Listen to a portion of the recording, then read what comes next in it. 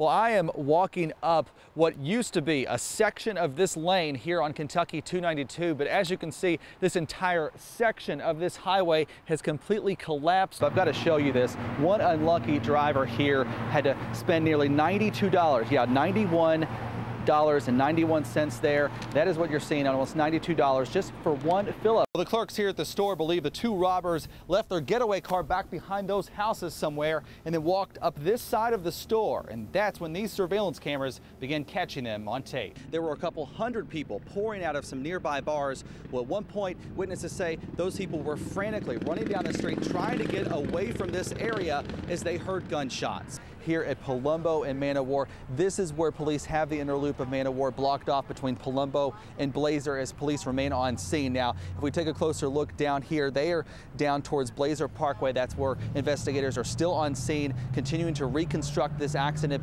Most of these men and women have never even met before, but they've shared the bond of war for decades. And now together, more than 100 veterans from the Bluegrass I think it's great that we can do this.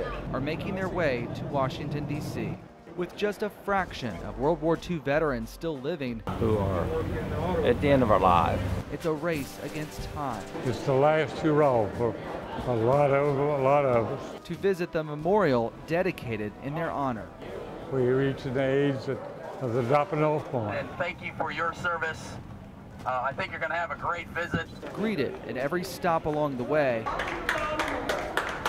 the veterans make their way to the World War II Memorial in D.C. Opened just 7 years ago, it's designed to pay tribute to the service and sacrifice. We thank you of those that didn't make it. Of all those that fought, and many who never made it back home to Kentucky. Think about it, a lot of them ought to be here, can't be here. James Toomey, known as Tiptoe, made the trip here with help from another veteran from Harrodsburg, Jeff McChrystal. He served in Iraq. It's really emotional for me. Of course, they warned us it would be, and it is. For some vets, it's taken them back to a dark place in their lives. My grandfather, Harold Roberts, was also on the flight. He fought in the Normandy invasion. It's a part of his life not often talked about. But you just hope it don't bring back memories. Painful memories. It's hard to think of those things. That the memorial is now helping them come to terms with. Had a wonderful marriage and family, and I'm thankful that I could do that, and I regret that others could not. And salute! And then, at the end of a long day, they were greeted with hundreds of people back in Kentucky for a hero's welcome home. I don't think I could ever be that brave or courageous, and I just really appreciate everything that they did and putting their lives on hold so that we could live ours. Heard like three and immediately recognized them as gunshots. Saw a state trooper with his gun drawn and a man being on the ground at gunpoint. Neighbors say this is the intruder walking down the street about 7:30 this morning. The video is shot from a surveillance system at the house next door.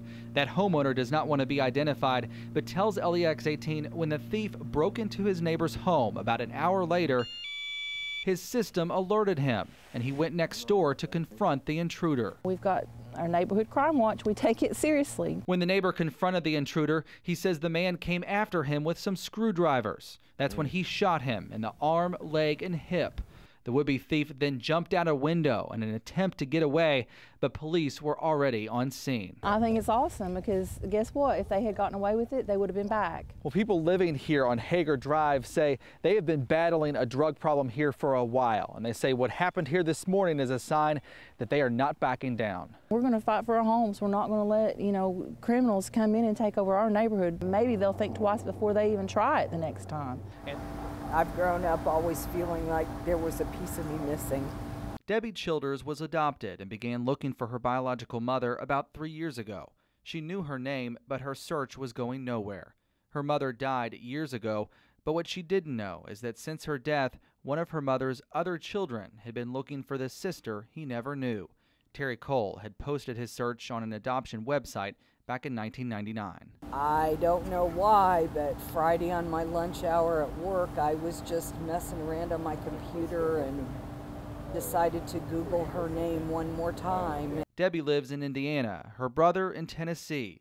Today, both drove to Lexington. Yep, that's her. And met each other for the very first time. You must be Terry. Yep, you got to be Deb. Yep. It's amazing. You look a lot like Mom. Oh my. And they don't think it was chance that got them together. Mommy knew best. And I really believe Mommy guided us both. And her birthday was yesterday, so she wanted us. That was the first time we talked, was yesterday. Yeah. They have a lot to catch up on. I'll be 60 this year, so I got 60 years worth of stuff to tell you. But they know one thing is for sure. They don't plan on losing any more time. We've got each other now, and we got a little bit of life's road to travel together. Yep. Covering the news in Lexington, Jeff Allen, LEX 18 News. Pastor Stacy Stepp says he had just been pastor for a week at Golden Era Free Will Baptist Church when some of the congregation proposed the idea of a ban on interracial marriage. Longtime church member Stella Harville says it was right after she became engaged to her boyfriend, who is black. Before I make a decision on anything, I like to go strictly by what the Bible says. But he says despite the Bible finding nothing wrong with interracial marriage, he was not able to stop the 9-6 vote within his church to ban it. I tried every way possible that I could to resolve this matter before it got to where it did. Well, the organization that oversees Golden Era Free Will Baptist already decided on Saturday that this ban is null and void simply because it violates state and federal equality laws. But today the church went one step further with a unanimous vote. A vote to accept all people, regardless of race, creed, or color, and to accept everyone into the fellowship of Christ. Sonny Hereford made his way to the church during the service.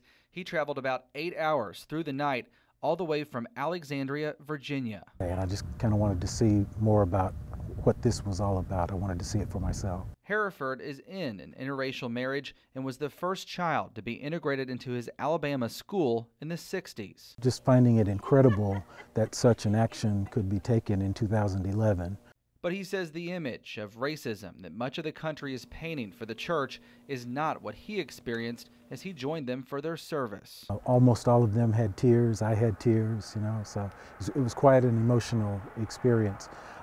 Just an outpouring of love is what I saw in there. We'll do no more than grow from it. It's made me stronger. It's opened my eyes up of what I need to do the next time I'm faced with an issue. There are people out there who have spent their whole lives looking for this. James Scott is one of them. Well, I've been at it for a good many years, and I'm not giving up now. I think we're close, real close. Legend has it an Englishman, Jonathan Swift, abandoned a treasure in the bluegrass. In a journal left behind, Swift says he came to Kentucky before Daniel Boone on mining expeditions and stumbled on silver in a cave. For the next 9 years, Swift supposedly returned over and over to the site, carrying out silver bars and minted coins. But after Indian attacks, a mutiny by his crew, and blindness, Swift was unable to locate a large part of his treasure hidden in various locations. I found several things that led me to believe it's in the area. Scott lives near Prestonsburg in Floyd County.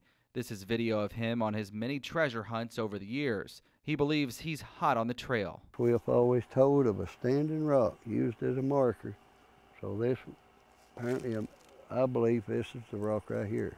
They used that as a marker to location for his mines and the money. Scott pulled the rock from its original location years ago. I was tickled death to find it. But if you ask him exactly where it was... No, I don't want it just go, just give it away, let, give the location up. No, not me, we're still looking on this. Many believe this silver is locked away somewhere near Natural Bridge. Well, legend has it that one of Swift's silver mines was located right here on the site where the Wolfe County Courthouse stands today. Casey Crum has traced parts of the legend to the Ashland area. And you start researching, it kind of grabs a hold of you. At just 29, Crum has already spent years tracking down clues. But like most who search, it's more about the mystery than the money. I don't expect to walk out in the woods and stumble upon, a big hoard of silver. If there's any there, we'll get it. But that's not what it's all about. It's the legend itself to prove it. But for now, I kind of hope that it'll never be found, just so people can keep looking for it. Those who search will have to revel in the hunt for what may lie beneath.